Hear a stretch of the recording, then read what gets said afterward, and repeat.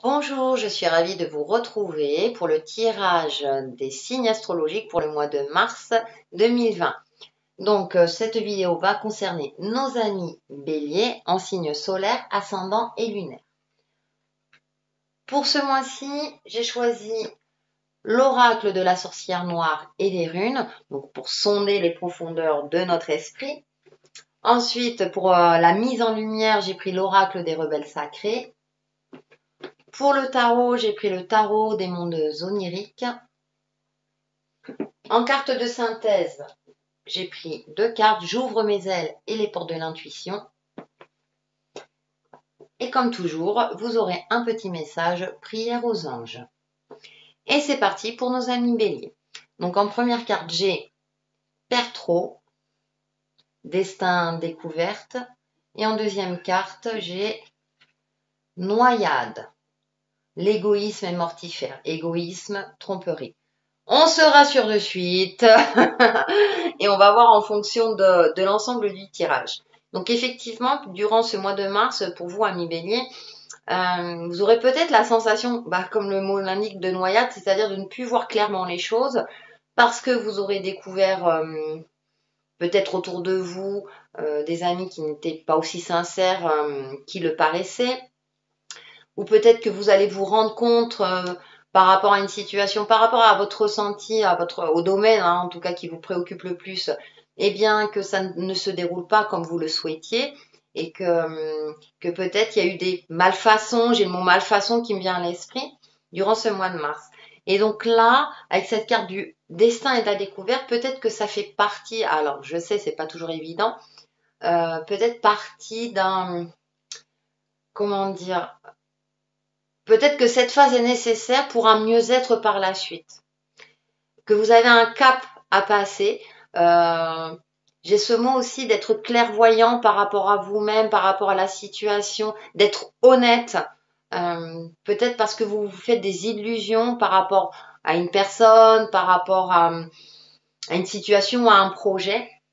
Et du coup, peut-être, il faut clarifier, on va dire, les choses. Donc déjà, vous, clarifier par rapport à votre ressenti, euh, soit la situation, soit être en accord, prendre en compte, vous savez, vos ressentis, si on vous alerte sur quelque chose ou que là, c'est pas la bonne direction, etc. Donc d'être au clair avec soi-même. Et découverte, ouais, parce que vous allez découvrir des choses qui vont pas forcément vous plaire. Au premier abord, bien sûr. Après, peut-être que ça peut cacher, en général, on dit que ça cache quelque chose de bien mieux derrière. Donc, on va voir avec l'oracle des rebelles sacrés, et vous avez les mots veulent être écrits. Et c'est intéressant parce qu'on voit là, les larmes, là, le mascara qui coule, on pourrait dire ça comme ça, mais on a les papillons. Il y a une notion de transformation. Donc peut-être effectivement, un des conseils qu'on peut vous apporter, c'est d'écrire ce qui ne va pas, de mettre sur papier. Le fait de relire, d'avoir un regard sur ce que vous avez écrit, vous permettra d'y voir plus clair, de prendre les mesures nécessaires pour réajuster soit une situation, soit votre domaine relationnel. Et ça vous permettra justement, avec ces papillons, d'être dans une forme de transformation, de voir plus clairement les choses. Là, elle est vraiment connectée à ses ressentis, à son troisième œil. Elle se connecte à sa lumière. Donc j'ai l'impression que vous savez, vous percevez les choses, mais c'est comme si vous ne vouliez pas les voir concrètement. Vous sentez, et en même temps, par rapport à la réalité de votre situation, vous sentez que c'est pas en adéquation.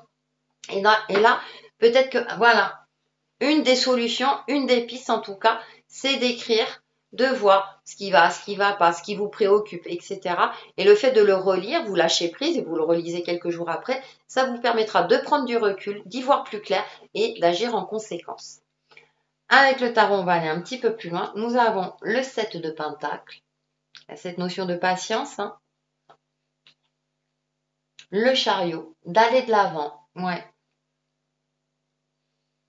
Ce sont des cartes plutôt positives, le jugement. Ouais, vous allez avoir un déclic, il me semble. Le 4 d'épée, le repos. Et la tour.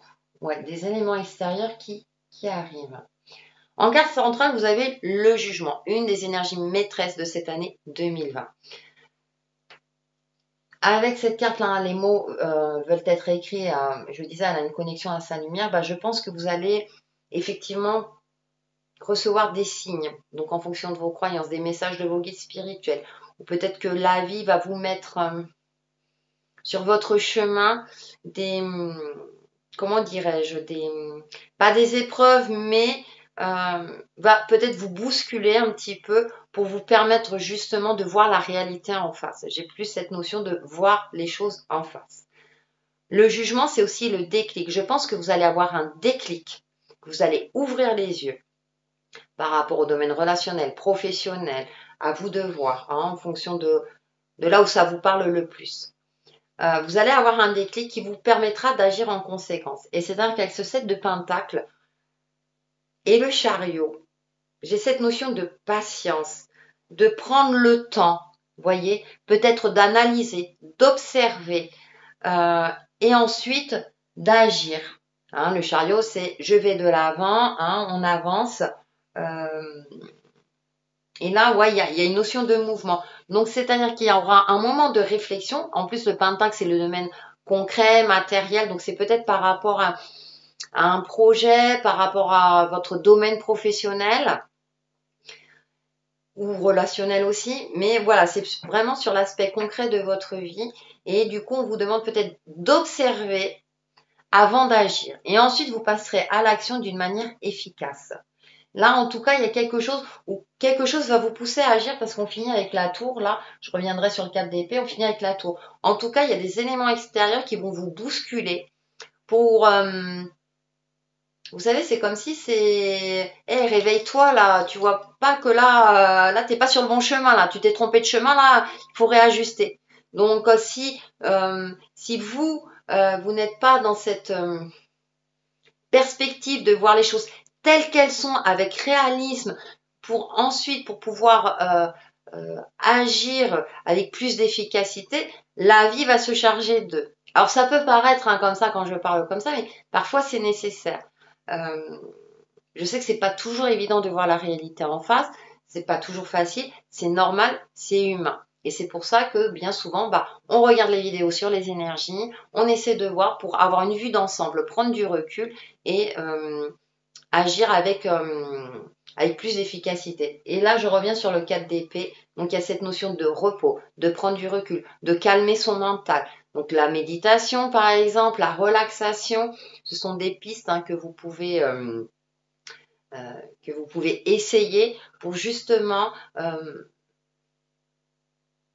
prendre du recul par rapport à ce qui vous préoccupe et relativiser aussi. Il y a cette forme de je relativise par rapport à ma situation, ce n'est pas si catastrophique que ça. Il y a cette forme de je relativise. Ensuite, vous avez quand même la carte du jugement, donc pour moi, vous aurez ce déclic. À vous de voir, mais je pense que, en tout cas, les énergies sont là pour vous aider à y voir plus clair et pour que vous puissiez ensuite aller vers un mieux-être. Voilà, en carte de synthèse, vous avez quand même la carte les bénédictions. Donc, je pense que vous êtes protégés. Bénissez vos dons et talents. Vous n'arrivez pas toujours à mettre en lumière vos dons et talents parce que vous attendez toujours la permission de le faire. Prenez le temps de bénir ces dons et talents, car cette bénédiction va vous donner la propulsion nécessaire à votre accomplissement. Et c'est ce que je vous disais, j'ai l'impression que la vie va se charger, si vous voulez, de provoquer des synchronicités, etc.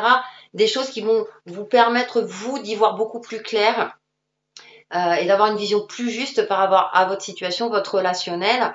Et comme ça, du coup, vous pourrez agir avec plus de confiance et de sérénité. Ensuite, avec les portes de vous avez la chance. Vous voyez, tout est bien qui finit bien. Croyez en votre bonne étoile et vous provoquerez de véritables coups de chance. Voilà, voilà ces petits conseils du jour. Donc, croyez en vous, même si la situation n'est pas aussi idyllique que vous l'espériez, même si vous vous sentez trahi par certaines personnes.